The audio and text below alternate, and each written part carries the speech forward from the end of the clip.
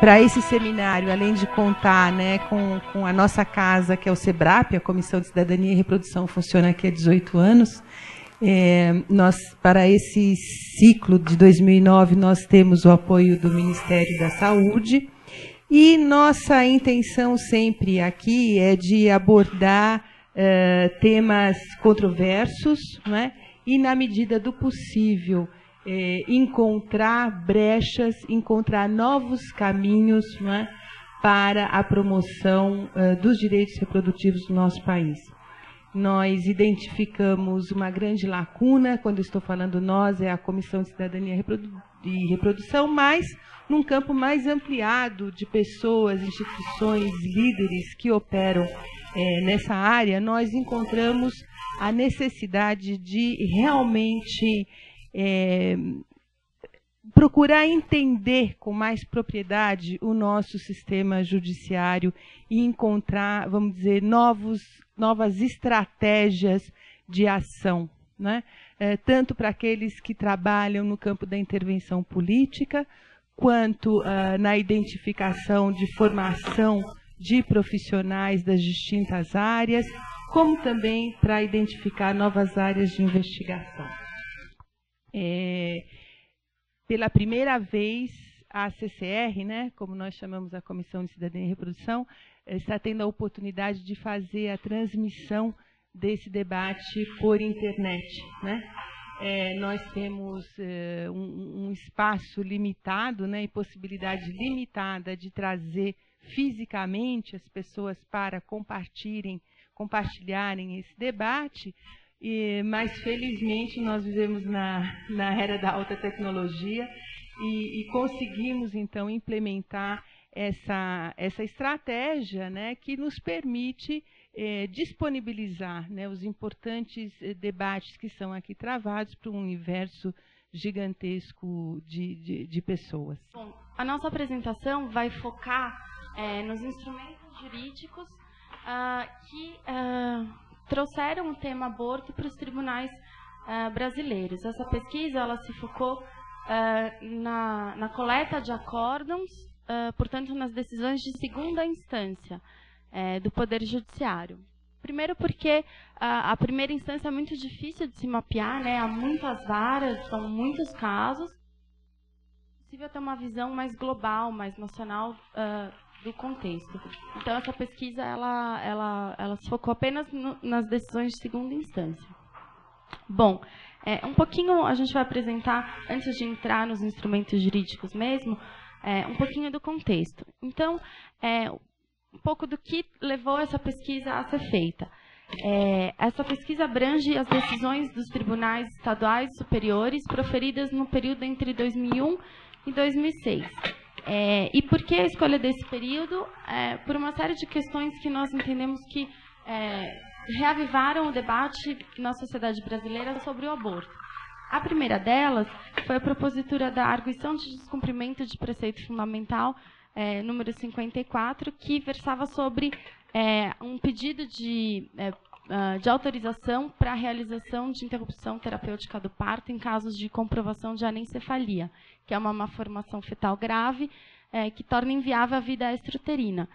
Foi uma ação proposta pelos profissionais da área da saúde, né, a Confederação Nacional dos Trabalhadores da Saúde. Em razão da ausência de uma legislação, é possível se impetrar essa ação, que é julgada diretamente no Supremo Tribunal Federal, reivindicando que essa legislação seja feita, né, de alguma forma.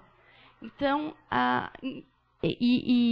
no caso, apesar de ser sobre interrupção terapêutica do parto, em caso de anencefalia, isso trouxe um debate sobre o aborto em geral, porque no Brasil essa prática é criminalizada e existem diversas interpretações para esse caso, inclusive algumas que consideram que a realização desse procedimento seria a prática de aborto e que então estaria criminalizada nos artigos do Código Penal. Dá para ouvir? A gente vai intercalando, né? Estamos em duas para fazer uma apresentação de um tema. Então, antes de dar continuidade, só gostaria de agradecer também a todos aqui da mesa, a Margarete, pela oportunidade, e vamos dar seguimento. Então, outras questões que também fizeram parte do debate público e que levantaram a discussão pública sobre o tema aborto, uma delas em 2005 foi a criação da Comissão Tripartite, então, que reunia representantes do Poder Legislativo, Executivo e da sociedade civil, e produziu um anteprojeto para propor a descriminalização do aborto no país, até a 12ª semana de gestação ou em qualquer período da gestação se colocasse a vida da mãe em risco, em casos de feto inviável também. E, bom, em 2007, a gente teve também outras polêmicas que tornaram o debate bem caloroso.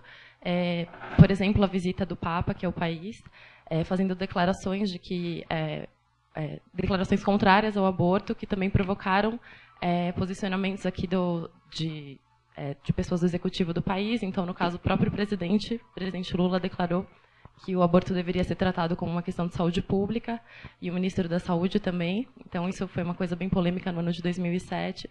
E aí, também, no próprio ano de 2007, aliás, desculpa, está errado aqui. No ano de 2008, a gente teve a campanha da Fraternidade da Igreja Católica, então promovida pela CNBB no Brasil, que tinha como tema central Defende, pois, a vida. E um dos eixos centrais dessa campanha Defende, pois, a vida, era a vida dos fetos, então protegendo a vida dos fetos e se mobilizando fortemente contra o aborto. Também, então, sim, ano passado teve várias questões concentradas também a uma derrota, né, para as pessoas que estavam se mobilizando em relação à legalização do aborto, que foi a derrubada do projeto de lei 1135, de 1991, que propunha a descriminalização do aborto. E, por fim, né, das coisas que a gente elencou, não que sejam as únicas, né, algumas que a gente destaca, foi a possibilidade de votação dessa ADPF, que a Tamara estava comentando.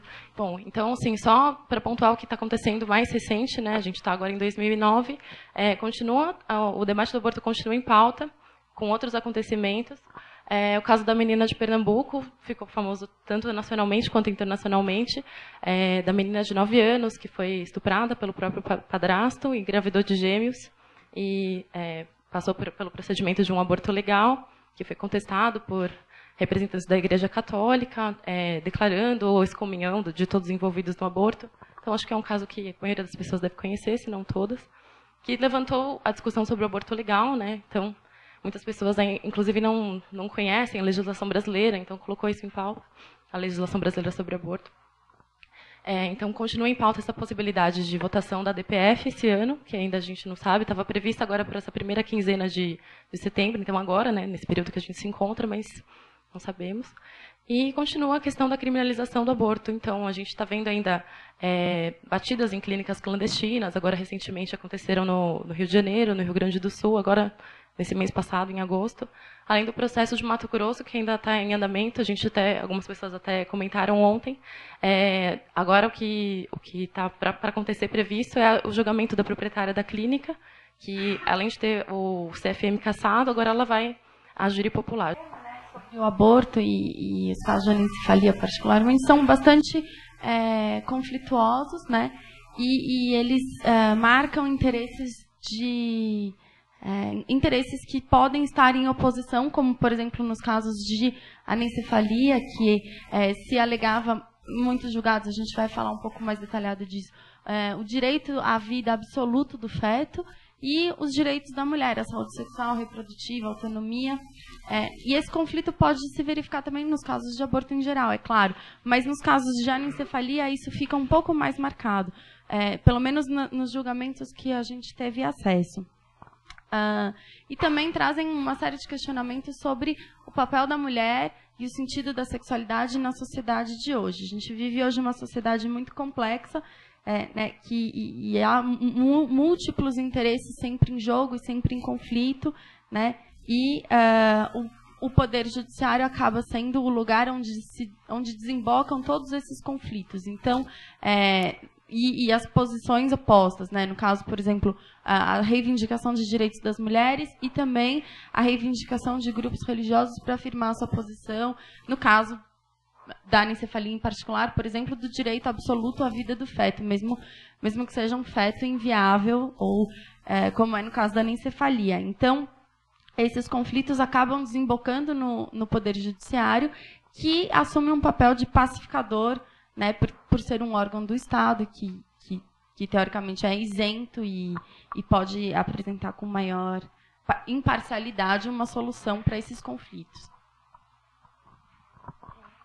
Bom, como a gente vai falar um pouquinho rapidinho disso, a pesquisa ela é mais ampla do que esses instrumentos jurídicos, ela buscou mapear quais são as temáticas relativas ao tema aborto que alcançam os tribunais e se nesses julgamentos haveria ou não interferência religiosa nos fundamentos para a decisão dos magistrados.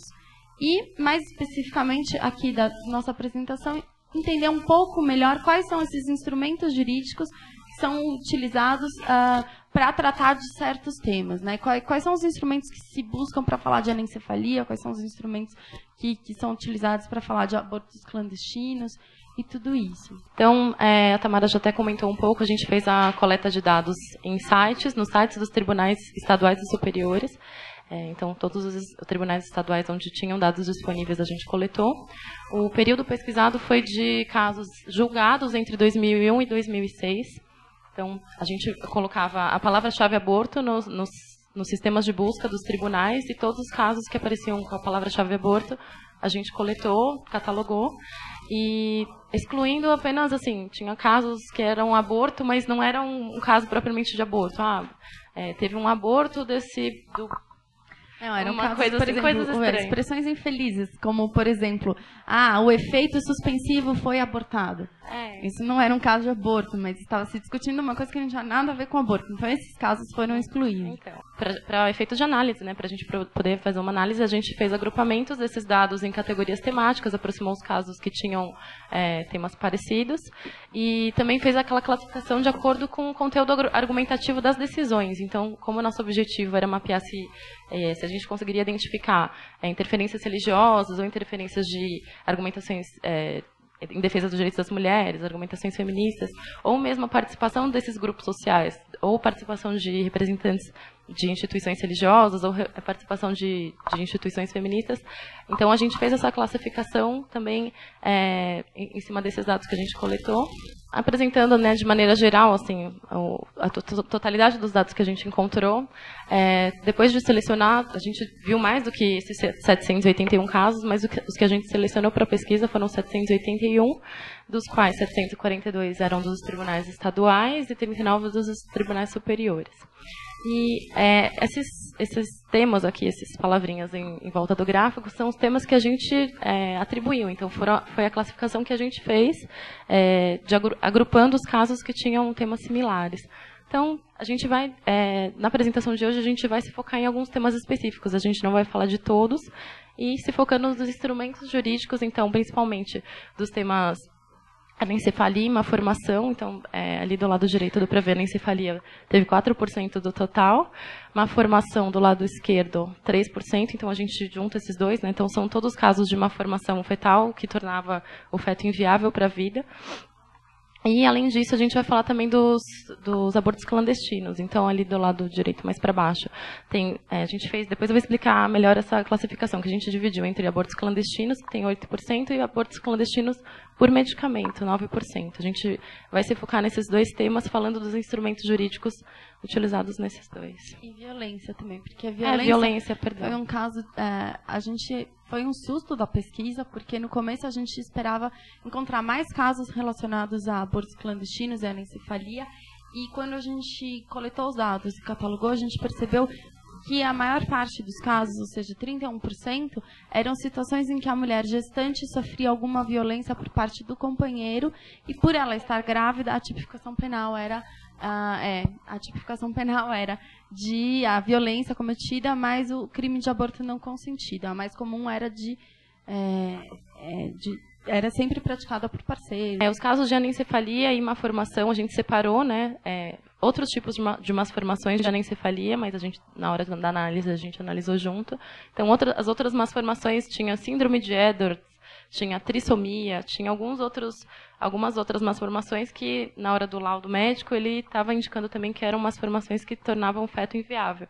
E há uma diferença. O processo civil, ele é, em geral, impulsionado por particulares e versa sobre matérias de direito civil, no caso, indenizações, questões de família, contratos. E por que a gente está falando disso? Porque nós encontramos casos em que o aborto foi relatado, mesmo em processos cíveis.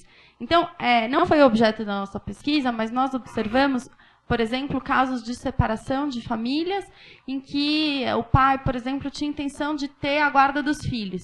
E na hora de alegar porque ele era mais legítimo para ter a guarda dos filhos, ele dizia, mas ela não é uma boa mãe, ela já até abortou.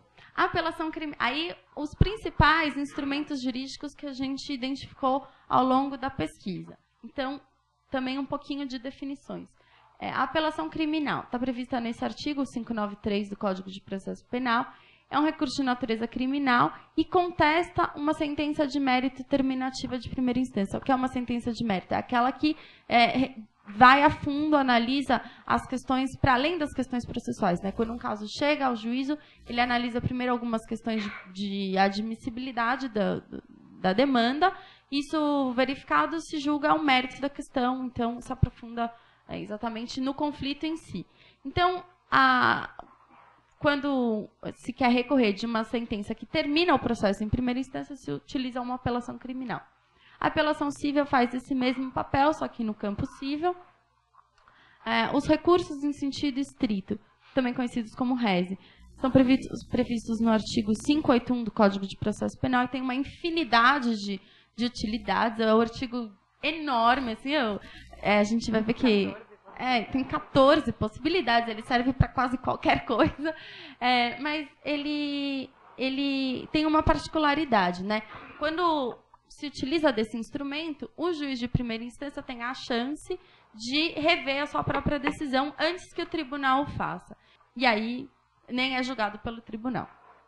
O habeas corpus, que aí não é um recurso, é uma ação constitucional, prevista no próprio texto constitucional, ali dentro do artigo 5º, que é o artigo dos direitos e garantias fundamentais, e ela visa, genericamente, assegurar a liberdade de ir e vir. Então, ou mesmo contestar restrições indevidas e ilegais à liberdade. O mandado de segurança também é uma ação de natureza constitucional e visa proteger o cidadão contra um ato arbitrário realizado por um agente público. Então, por exemplo, mediante a denegação de um pedido que se julga injusto, até pelo juiz de primeira instância, se pode impetrar um mandado de segurança para o tribunal para que ele reverta essa decisão de primeira instância. O habeas corpus e o mandado de segurança são instrumentos caracterizados por maior agilidade no processamento. Eles são instrumentos que são rápidos. O objetivo deles é que sejam julgados muito rápido. Os demais, eles entram no trâmite regular, por assim dizer. E aí pode demorar muito, né, como apontado ontem pela professora Flávia. E, por fim, a arguição de descumprimento de preceito fundamental também está prevista na Constituição e visa uma manifestação do tribunal em caso com o objetivo de assegurar o exercício de um direito que está em risco pela ausência de uma lei que regulamente o seu exercício. Então, a predominância foram de recursos criminais nos tribunais estaduais, 400 casos eram, somando ali os recursos criminais nos tribunais estaduais. As ações constitucionais, que a Tamara comentou agora, foram 132, então o habeas corpus e o mandado de segurança. As ações constitucionais nos tribunais superiores, que são aquelas de cor mais clara ali,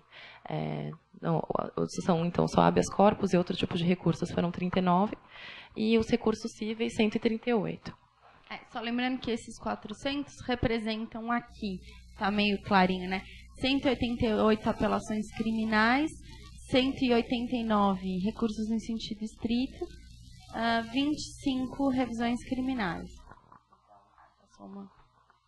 Então, ou seja, o tema do aborto é litigado, aparece de fato mesmo na área penal, mas é curioso notar como aparecem ações cíveis para falar desse tema também. Bom, nos casos de anencefalia e malformação, os instrumentos jurídicos mais utilizados para levar essa demanda. Então, o mandado de segurança com 18 casos, esses dados são absolutos do período de 2001 a 2006. A apelação criminal com 14 casos, o habeas corpus com 10 e a apelação cível com 8. Isso foi uma grande surpresa. Por quê?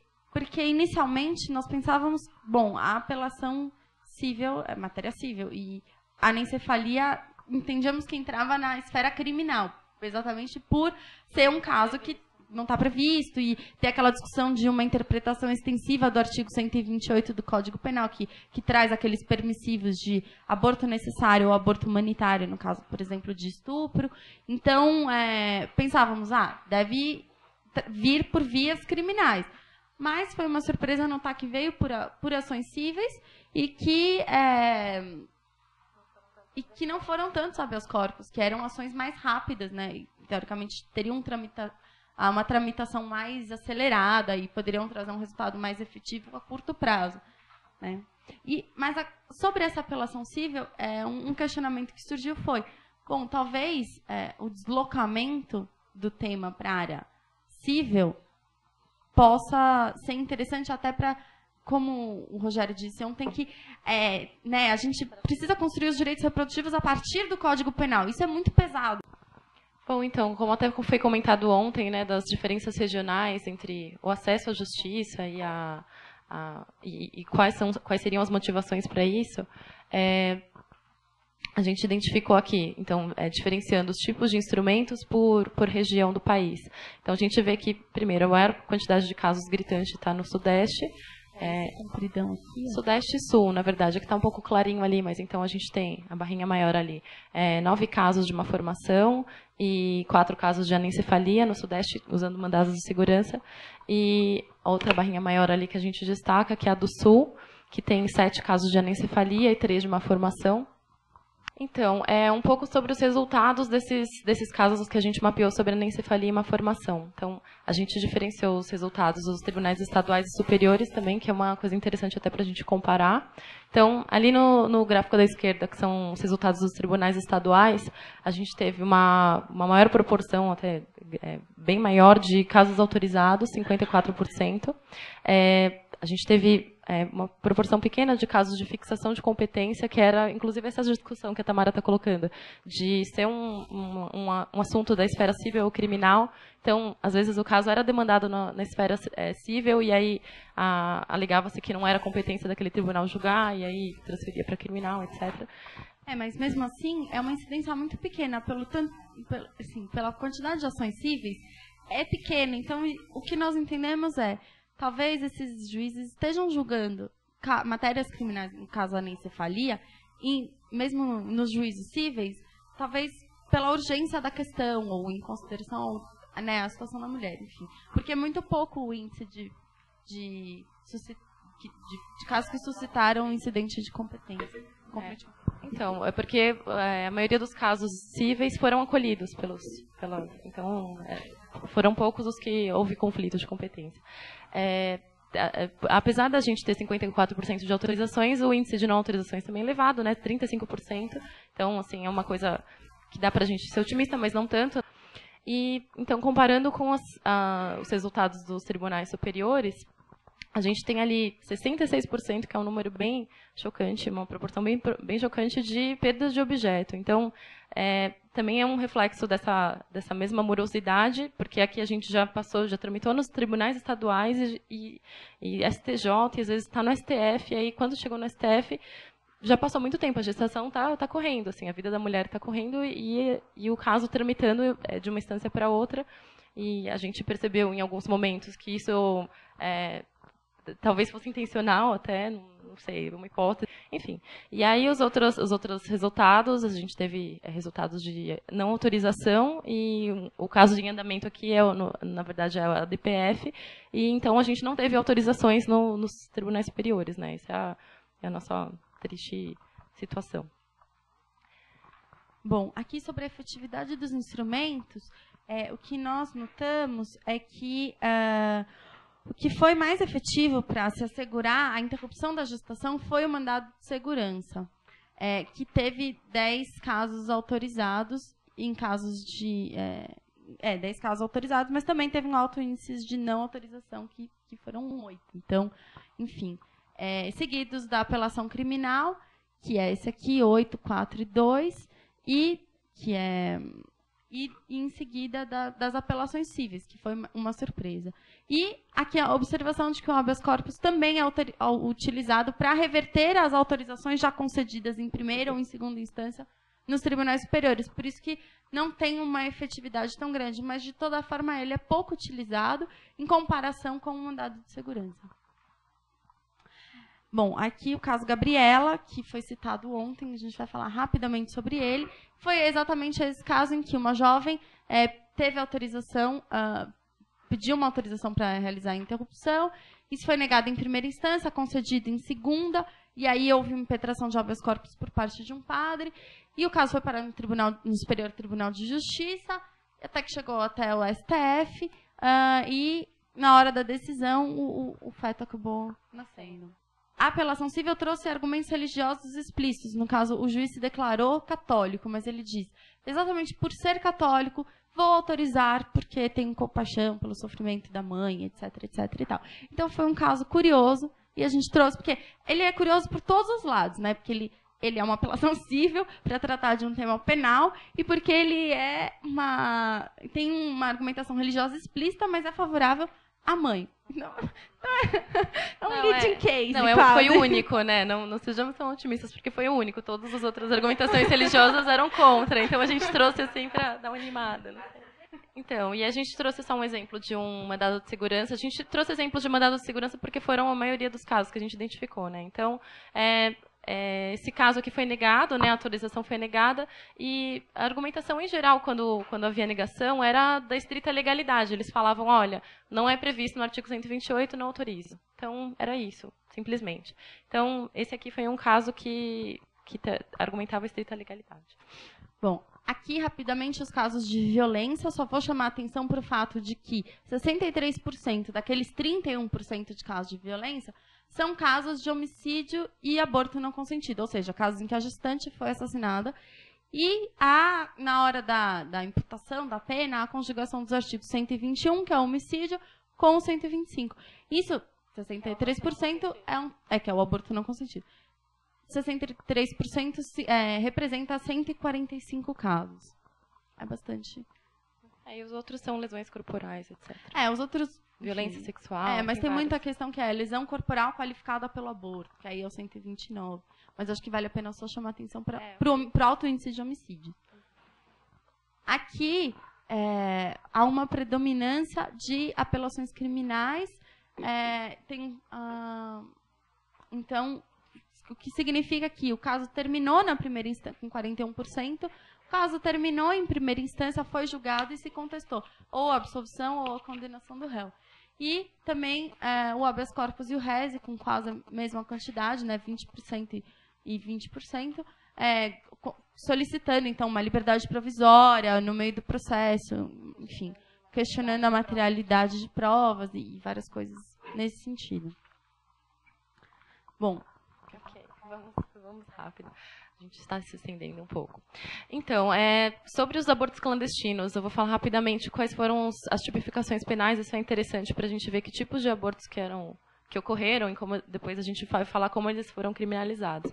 Então, o aborto praticado por terceiros foi o que teve maior proporção. Então, a gente separou entre os abortos que eram praticados por terceiros e os abortos que eram praticados por terceiros com o agravante da morte da mãe. Então, o praticado por terceiro é o 126, artigo 126, com 41, e o aborto com a morte de mãe, com a morte da gestante, que é o artigo 127, foram 19. Autoabortos com introdução de objetos ou por uso de medicamentos, a gente juntou ambos, todos os autoabortos, a gente teve o resultado de 50, então é um número elevado de autoabortos. Abortos não consentidos foi uma coisa assim que a gente também achou assim, curiosa, diferente de achar, e bem ruim, né? São mulheres que foram forçadas por amantes, por namorados, por N motivos a tomarem medicamentos abortivos, então isso foi comprovado, então foi classificado como um aborto não consentido. E outras tipificações que não entravam dentro dessas eram investigações de clínicas e de locais que distribuíam medicamentos abortivos. Então, a gente teve esse total de 129 casos de abortos clandestinos. Então, e aí o destaque que a gente tem, separando aquelas duas argumentações que a gente fez, aquelas duas categorias, entre clandestinos, medicamento e clandestinos, a gente teve uma maioria de abortos com com medicamentos, né?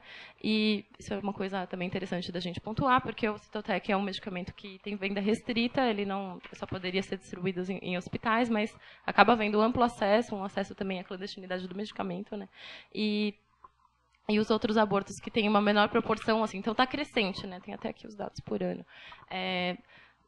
Vem crescendo o número de abortos, uma tendência assim, ligeira de crescimento dos abortos medicamentosos e uma tendência ligeira de decrescente dos abortos de outras maneiras, por clínicas e parteiras.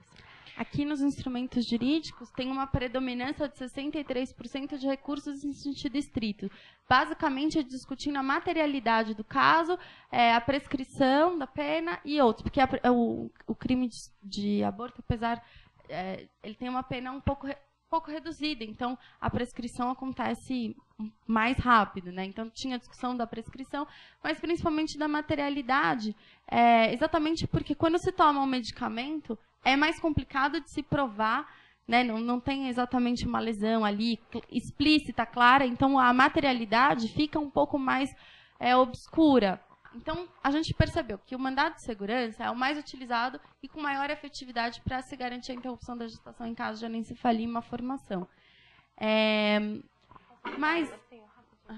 Então, uma coisa bem rápida, que os mandados de segurança... Não, desculpa, eu ia falar uma coisa que não era. Então, e o que acontece? O habeas corpus e o mandado de segurança... Bom, então o mandado de segurança é o mais efetivo, foi o que teve mais casos de autorização, mas também teve um número elevado de não autorizações. O habeas corpus, o que nós achávamos que seria o instrumento mais utilizado, não foi tão utilizado assim, que era a hipótese inicial da pesquisa, mas a gente também notou que ele, mais comumente que o mandado de segurança, é utilizado de forma desfavorável à mulher, porque se impetra um habeas corpus em nome do feto. E isso foi uma coisa bem chocante na pesquisa. Então, os instrumentos, é curioso notar isso, como um mesmo instrumento pode, e com uma mesma legislação, com uma mesma Constituição, você pode tanto garantir uma autonomia, uma liberdade, enfim, da mulher, como se garantir um direito à vida absoluto do feto, que nós defendemos que é considerado pessoa. E esse direito absoluto também nós questionamos porque nenhum direito é totalmente absoluto, né? Sempre há um sopesamento de direitos fundamentais. Bom, a grande surpresa, no caso de anencefalia e malformação, foram as apelações cíveis, que a gente já falou bastante. Pode passar? Nos casos de violência, a gente notou a predominância da violência por parte do companheiro da mulher gestante e que a conjugação... Aí a nossa hipótese, por que conjugar os dois crimes, o homicídio e um aborto não consentido? A gente acha que tem a ver com a possibilidade de aumento da pena do agressor, né? Então, que com isso você soma as duas penas, aí, enfim, tudo... a pena fica maior, etc. e tal. E, nos casos de violência, também teve muitas apelações criminais, seguidas de recursos distritos e habeas corpus. Então, houve mais contestação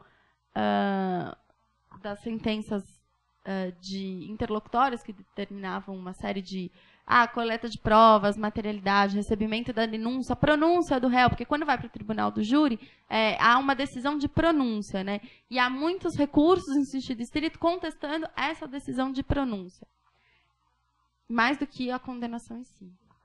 Então, não são tantas decisões de mérito, são decisões que não são decisões de mérito. Bom, Então, o recurso em sentido estrito, muito utilizado em casos de abortos clandestinos, trazer questões acerca de materialidade do delito e questionamento da pronúncia ou da prescrição. Apesar da incidência reduzida em relação ao total pesquisado, constatou-se a criminalização ou mesmo a tentativa de criminalização desses abortos clandestinos. Nota-se que esses abortos criminalizados são, em geral, os procedimentos nos quais houve complicação, que levaram a gestante ao hospital. Então, isso que eu disse, que a gestante teve um problema. E por isso que esse caso chegou na justiça. Em comparação com as estimativas de abortos clandestinos, a quantidade de casos que chegam à segunda instância é pequena. No entanto, isso não significa que isso não seja um problema. Por quê? Significa que passou em primeira instância muita coisa e muito pouco chegou em segunda instância. Mas não significa de nenhuma forma que isso não está sendo criminalizado. E aqui, um pouco, só mais algumas considerações. No caso, a gente focou a nossa apresentação mais nos dados dos tribunais estaduais, mas a gente notou uma diferença de perfil mesmo. Ou seja, os tribunais superiores, até pelo número reduzido de ações que chegam de casos de anencefalia, por exemplo, eles têm uma função mais política mesmo. Também, como já foi dito ontem, de um deslocamento das questões que poderiam ser discutidas ou deveriam ser discutidas no parlamento, estão sendo politizadas e jogadas no Supremo Tribunal Federal. Além disso, a gente chama atenção para a necessidade de se capilarizar essa discussão, trazer mais discussões de qualidade na primeira instância, que tem maior chance de mudar entendimentos também, como foi dito ontem, porque até chegar ao Supremo Tribunal Federal, além de ser um processo muito longo e muita coisa poder acontecer, né, é um órgão mais político que vai ter mais... Não que o juiz de primeira instância não tenha cuidado com a sua decisão, mas é um órgão que tem maior responsabilidade porque o seu posicionamento vai vincular, de alguma forma, toda a orientação do Poder Judiciário do país. E o juiz de primeira instância tem relativamente um pouco mais de liberdade para inovar, mas que essas demandas precisam chegar a ele. E nós notamos na pesquisa que havia pouca participação de grupos feministas nessas primeiras instâncias. Ou seja, quando há uma audiência pública no Supremo Tribunal Federal, há participação, há incidência de grupos feministas. Agora, nesse trabalho mais local, mais micro, mais localizado, não há. Então, uma coisa que nós observamos, que nós achamos que seria fundamental para o movimento, para as instituições que defendem os direitos da mulher, de dar conta, seria exatamente isso, de buscar capilarizar a sua atuação para tentar inovar nessas primeiras instâncias. E de uma forma também mais regionalizada, né, para espalhar, porque senão fica com uma concentração muito grande de casos em São Paulo e a gente, enfim, precisa ter isso no país inteiro. Eu gostaria de começar falando sobre advocacy num sentido mais amplo, para depois, então, entrar mais especificamente na questão da advocacy no âmbito de direitos reprodutivos e sexuais. O movimento feminista no Brasil, desde que ele surge na década de 70, enquanto movimento político organizado, ele tem claramente uma vocação de advocacy, que vai inclusive distinguir o feminismo brasileiro de outros movimentos que surgem na América Latina. Isso é ressaltado muito por um estudo da CEPAL com relação a movimentos de mulheres no âmbito da América Latina, mais ou menos na mesma época. O que eu quero ressaltar é que quando nós falamos em advocacy, nós estamos falando de uma ação que tem um caráter processual e relacional. A ação de advocacy, ela necessariamente, né, ela se insere num processo e ela, então, trata de agendas, de estratégias, de táticas e de conteúdos. É uma ação política. É uma ação política. E essa ação política, ela só pode ser compreendida, inclusive os seus limites e possibilidades, a sua adequação, né, e em função dos contextos onde essa ação política se insere e das características dos interlocutores principais nesse contexto.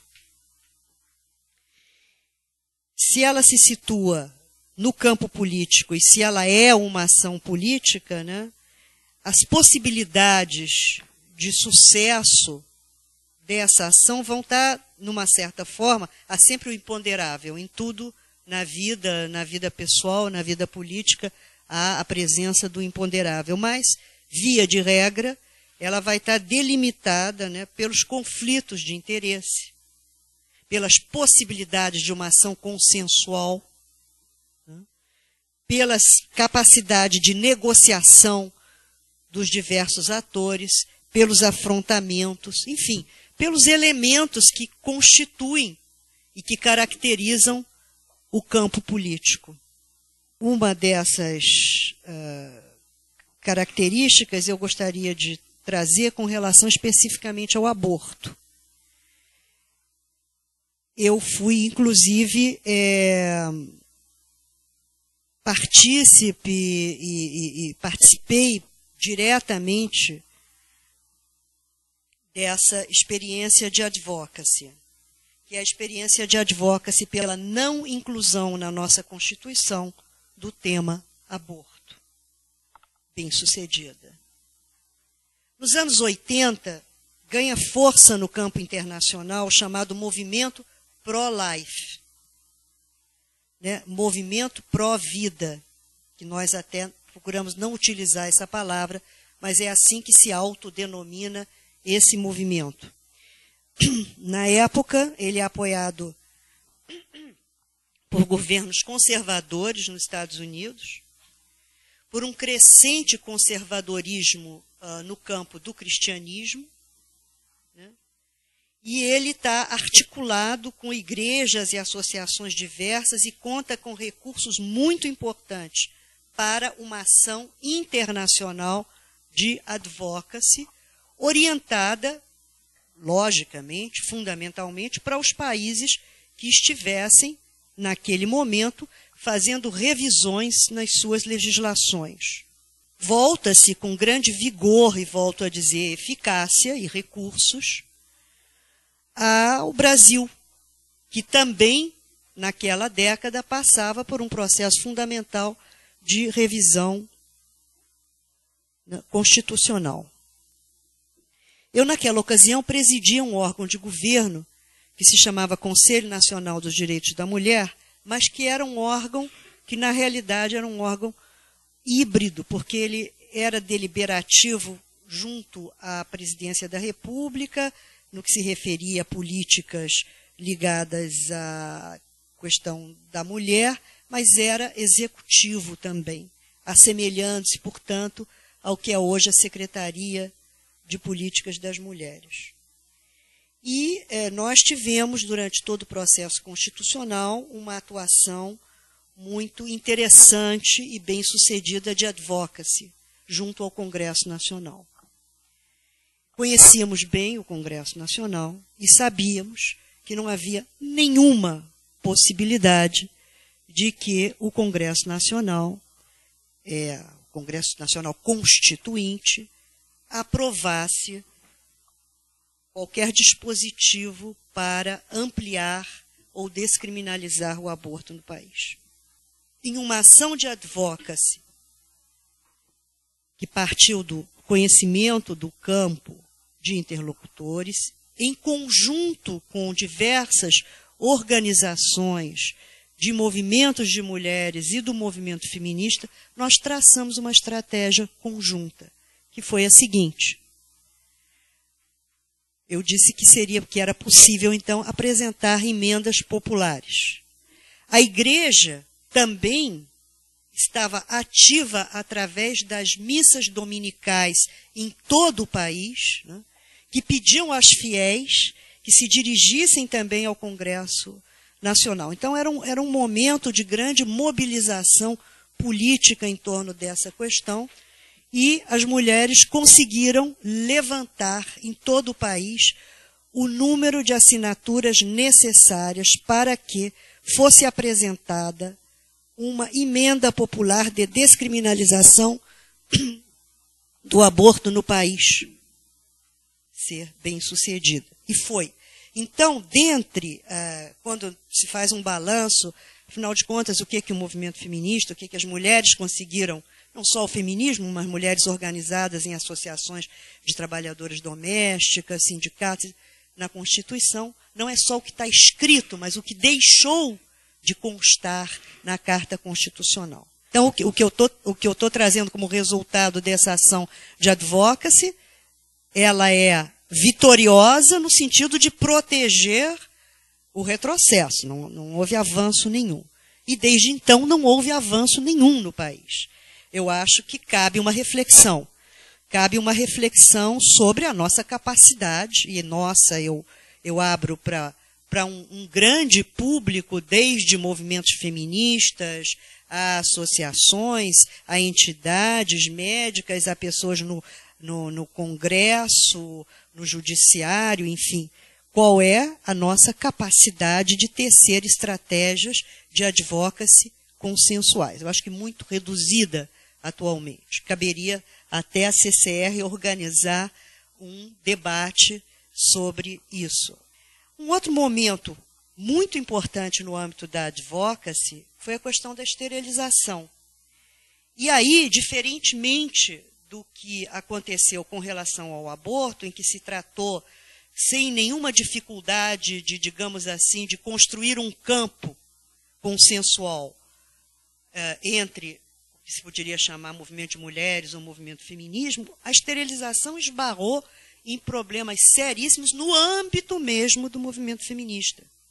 Quando se começa a discutir a questão da esterilização no Brasil, havia no âmbito do feminismo um chamado ecofeminismo, que, de uma certa forma, não concordava com a colocação, a transposição da esterilização para o campo dos direitos, na medida em que havia toda uma série de questões ligadas à natureza e aos ritmos e à questão da discussão sobre a mutilação, etc.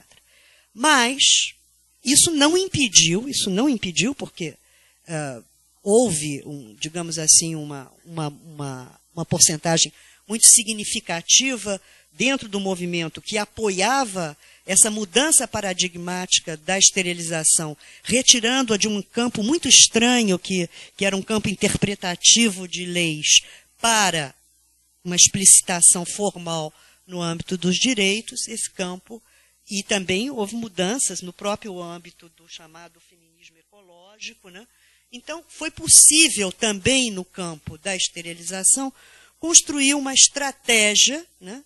Uma estratégia de interlocução com o Congresso Nacional, estratégia essa que teve como resultado, em 1996, a chamada Lei do Planejamento Familiar, que tratava de uma série de questões ligadas à reprodução humana, inclusive a esterilização, que efetivamente passa para o campo dos direitos limitados.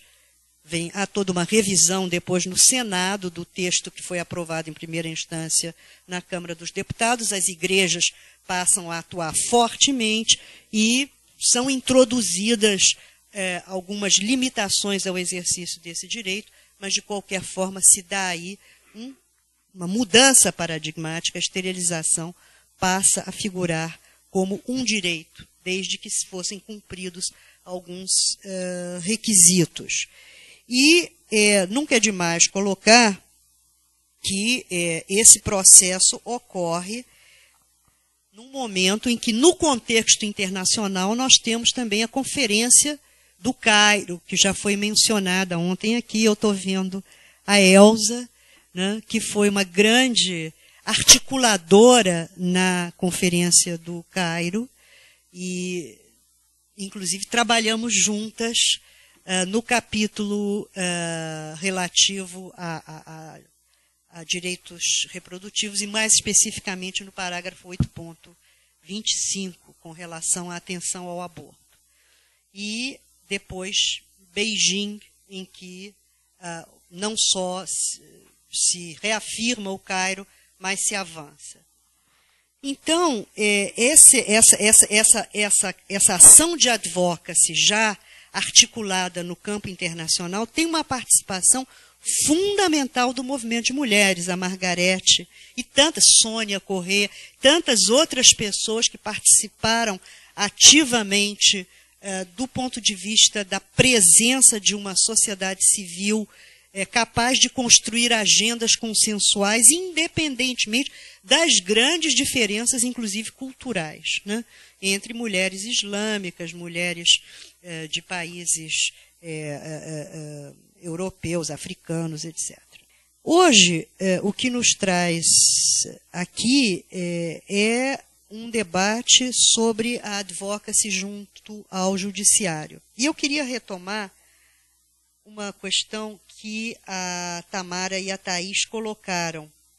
A ausência do feminismo nessa capilaridade da ação junto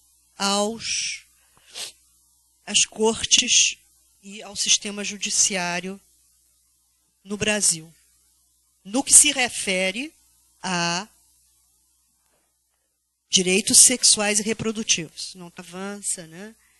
E o que nós temos hoje em curso no âmbito dos direitos reprodutivos a nível dos tribunais no Brasil é a questão da anencefalia, né?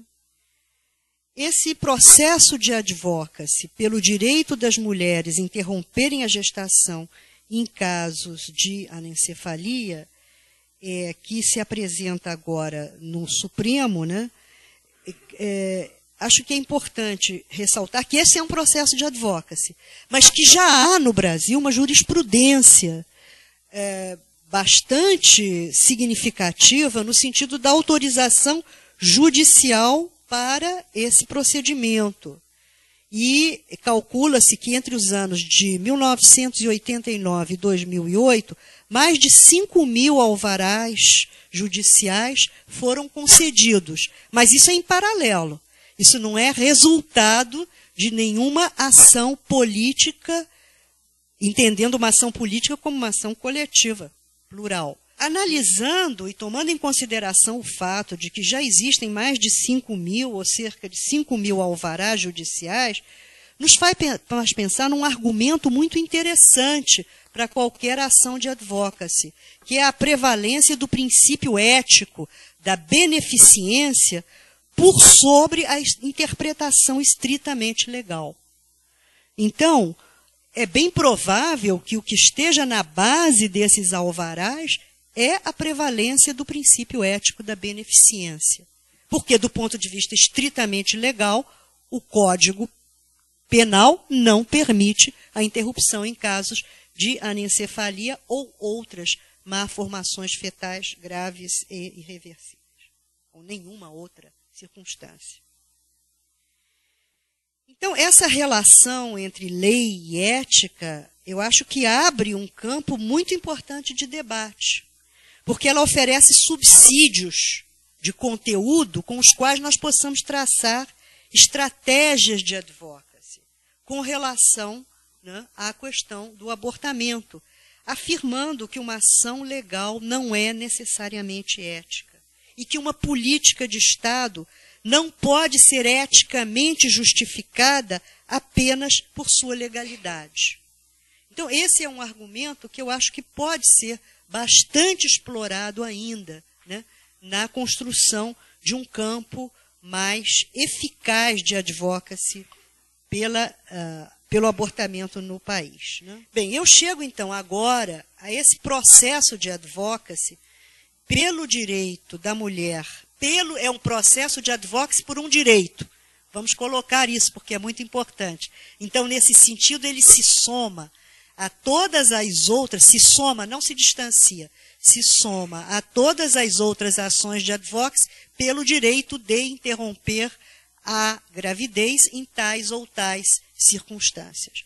É uma ação de advocacy pelo direito de interromper a gestação, que tem como interlocutor o Supremo Tribunal, né? E ela se vale dessa ADPF, que é um instrumento jurídico, Loreia e vocês me corrijam, ainda muito pouco utilizado no Brasil. Muito pouco utilizado no Brasil, né? E que permite que a sociedade civil interpele diretamente ao Supremo. A sociedade civil interpela diretamente ao Supremo. E ela ocorre também, em termos de contexto, num momento de profunda judicialização do país, como foi muito bem ressaltado ontem aqui na mesa, né? Por Rogério, por Flávia, Miriam, Silvia e Sônia. Essa campanha, do ponto de vista também de uma certa inovação no Supremo Tribunal, foram realizados no meses de agosto e setembro de 2008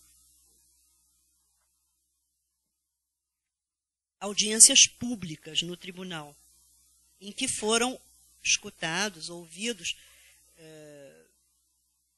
pessoas oriundas de diferentes entidades médicas, de ética, etc. e tal, movimentos de mulheres, ministro da Saúde, representante, ministra da Secretaria de Políticas das Mulheres, Conselho Nacional dos Direitos das Mulheres, arguindo o mérito dessa questão junto aos juízes da Corte, como um desrespeito a seus direitos, né, prevalecendo um concepto sem vida sobre uma cidadã plenamente capaz de tomar decisões e arcar com as consequências, o contexto de